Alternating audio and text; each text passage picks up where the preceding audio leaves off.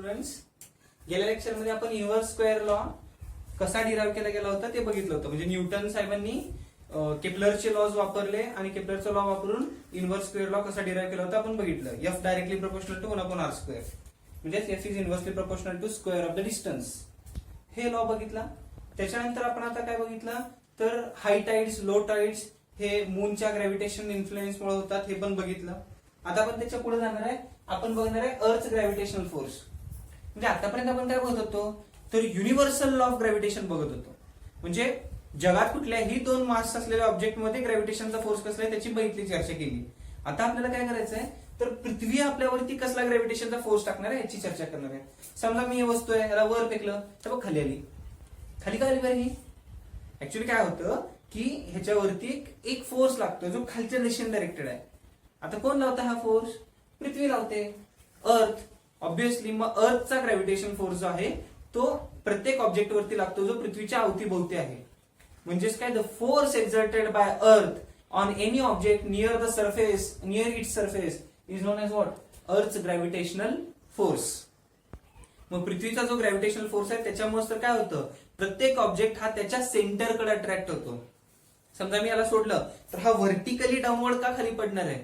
कारण ह्याच्यामध्ये आणि अर्थच्या सेंटरमध्ये एक ग्रॅव्हिटेशनल फोर्स असणार आहे आणि तो डायरेक्ट कुठे असणार आहे? ह्याच्या सेंटर आणि त्याच्या सेंटरमध्ये. म्हणजे हा ऑब्जेक्ट अर्थच्या सेंटरकडे पडणार. अर्थ एक स्पियर आहे, मग त्याच्या सेंटरकडे जाणार म्हणजे काय होणार? त्याच्या अलॉंग द रेडियस जायचा प्रयत्न करणार. म्हणजे आपल्यासाठी जर हे समोर मांडलं, पृथ्वीचा हा सरफेस प्लेन मांडला तर स्ट्रेट खाली गेलं तर आपण काय करतो? डायरेक्टली पृथ्वीच्या सेंटरकडे जातो. म्हणून every object falls vertically downward. न्यूटनला त्यावेळेला बसल्यावर प्रश्न पडला होता ना, why apple falls vertically downward. त्याचं हे आन्सर होतं का तर दोन ऑब्जेक्टच्या सेंटरच्या अलॉंगच ते लाईन जी जॉईन करते त्याच्या अलॉंगच फोर्स लागत असतो. हा तर ग्रॅव्हिटेशनल फोर्स आपल्या अर्थचा. मग सर त्यावेळेला न्यूटन काकांनी चंदामामाकडे पण बघितलं होतं. मग चंदामामा खाली नाही पडत. चंदामामा का खाली नाही पडत? त्याच्यावरती काय ग्रॅव्हिटेशनचा फोर्स नाही का? आहे. काय होतं थोडस बघा, हा आपला अर्थ आणि हा आपला चंदामामा. चंदामामा असा गोल फिरतोय अर्थच्या गोल. चंदामामा एकटाच फिरतोय का? असं काही नाहीये. सॅटेलाइट पण फिरतात माहिती ना. आपले सॅटेलाइट फुलपाखरू नाही आहे, ते सॅटेलाइट आहे, तो गोल गोल फिरतोय. चंदामामा पण गोल गोल फिरतोय. मग ह्या दोघांवरती काय होतंय? ह्या दोघांवरती पण इकडं directed acceleration due to gravity आहे. त्या डायरेक्शनला अर्थचा ग्रॅव्हिटेशनल फोर्स पण आहे. पण ह्याच्यावरती ना इकडं असं टँजेन्शियल व्हेलॉसिटी आहे. ह्याला असलेल्या ह्या व्हेलॉसिटीमुळं तो खाली नाही पडत. तो काय होतो तर फोर्स इकडे लागायला, व्हेलॉसिटी इकडे म्हणून तो सर्क्युलर मोशन करतो. म्हणून काय होतं, ह्या चंदामामाला किंवा आर्टिफिशियल सॅटेलाइटला ह्यांना असलेल्या पर्टिक्युलर व्हेलॉसिटीज मुळे काय होतं तर हे पडत नाहीत. ह्यांच्यावरती ग्रॅव्हिटेशनल फोर्स ऍक्ट करतोय पण त्यांच्या त्या व्हेलॉसिटीमुळे, पर्टिक्युलर व्हेलॉसिटीजमुळे ते आपल्या अर्थच्या अबाउट काय करत राहतात तर ऑर्बिट करत राहतात. ज्या दिवशी त्यांची व्हेलॉसिटी संपेल ना किंवा ती व्हेलॉसिटी कमी होईल त्या दिवशी डेफिनेटली ते पृथ्वीच्या सरफेसवरती येऊन पडतील. ठीक आहे. त्याच्यानंतर काय सर? त्याच्यानंतर पुढचा पार्ट आपण शिकणार आहे acceleration due to gravity. Acceleration due to gravity म्हणजे काय? न्यूटनचा सेकंड लॉ होता बघा, मोशन मधला न्यूटनचा सेकंड लॉ काय आहे? Rate of change of momentum is directly proportional to applied external force. थोडं बरोबर झालं पण आता तुम्हाला येतं. मग त्याच्यावरून आपण एक फॉर्म्युला डिराइव्ह केला होता, F is equal to ma. F is equal to ma वरून आपल्याला काय कळतं? कुठल्याही एका ऑब्जेक्ट वरती जेव्हा आपण फोर्स अप्लाय करतो तेव्हा त्याच्यामध्ये एक ऍक्सेलरेशन येतं. म्हणजेच काय, फोर्स प्रोड्युसेस ऍक्सेलरेशन. मग कुठल्याही ऑब्जेक्ट वरती, जसं की पृथ्वीच्या आसपास कुठलाही ऑब्जेक्ट असेल तर पृथ्वी त्याच्यावरती ग्रॅव्हिटेशनल फोर्स लावते. मग त्या ग्रॅव्हिटेशनल फोर्समुळे त्याच्यामध्ये जे ऍक्सेलरेशन येते त्यालाच आपण काय म्हणतो? Gravitational acceleration. दुसरं नाव ऍक्सेलरेशन ड्यू टू ग्रॅव्हिटी. म्हणजेच काय, ग्रॅव्हिटेशनल फोर्स मुळे आलेलं ऍक्सेलरेशन. मग हे ग्रॅव्हिटेशनल फोर्स मुळे आलेलं जे ऍक्सेलरेशन आहे ना ते कसं कॅल्क्युलेट करायचं ते थोडंसं बघूया. पृथ्वीचा आपल्या समजा एक एम मासचा ऑब्जेक्ट आहे आणि पृथ्वीचं मास आहे कॅपिटल एम. त्याच्यानंतर पृथ्वीची रेडियस आहे आर. तर ह्या केसमध्ये ना आपण काय करू शकतो बघा, त्याच्यावर ऍक्ट होणारा ग्रॅव्हिटेशनल फोर्स काढूया. किती असेल तो? G M M upon R square. हा काय आहे? कुठल्याही एका ऑब्जेक्टवर ऍक्ट होणारा ग्रॅव्हिटेशनल फोर्स आहे. जी युनिव्हर्सल ग्रॅव्हिटेशनल कॉन्स्टंट, छोटा एम म्हणजे मास ऑफ द ऑब्जेक्ट, त्याच्यानंतर मोठा एम म्हणजे मास ऑफ अर्थ, आर म्हणजे रेडियस ऑफ अर्थचा स्क्वेअर. मग आपल्याला माहितीये हे ग्रॅव्हिटेशनचा जो काय फोर्स आहे ना ते म्हणजे त्याचं वेट असतं. मग एखाद्या ऑब्जेक्टचं वेट कसं काढतो सर आपण, एफ इज इक्वल टू काय असतं, m g, mass into acceleration. आणि हे जे छोटा जी आहे ना, हा छोटा जीच आपल्या कामाचा आहे ज्याच्याविषयी आपण चर्चा करतोय. हा छोटा जी म्हणजे कोण आहे, ऍक्सेलरेशन ड्यू टू ग्रॅव्हिटी.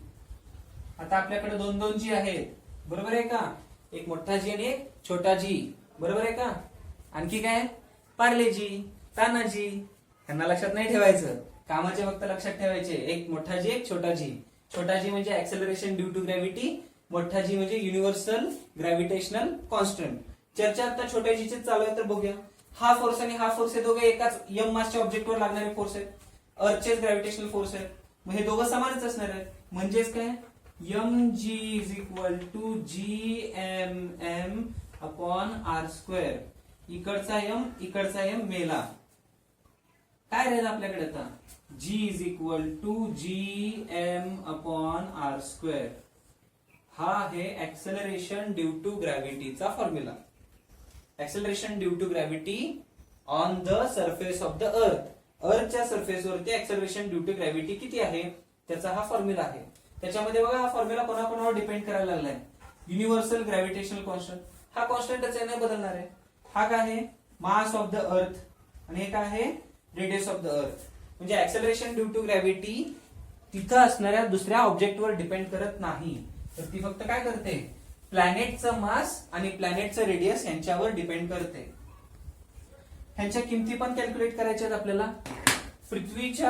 पृथ्वीवरती जी ची व्हॅल्यू तर युनिव्हर्सल कॉन्स्टंट आहे आपल्याला माहिती आहे, 6.673 into 10⁻⁻11 newton metre square per KG square. त्याच्यानंतर मास ऑफ अर्थची व्हॅल्यू 6 इंटू 10⁻24 केजी असते. तसेच रेडियस ऑफ अर्थची व्हॅल्यू असते 6.4 इंटू 10⁻6 मीटर.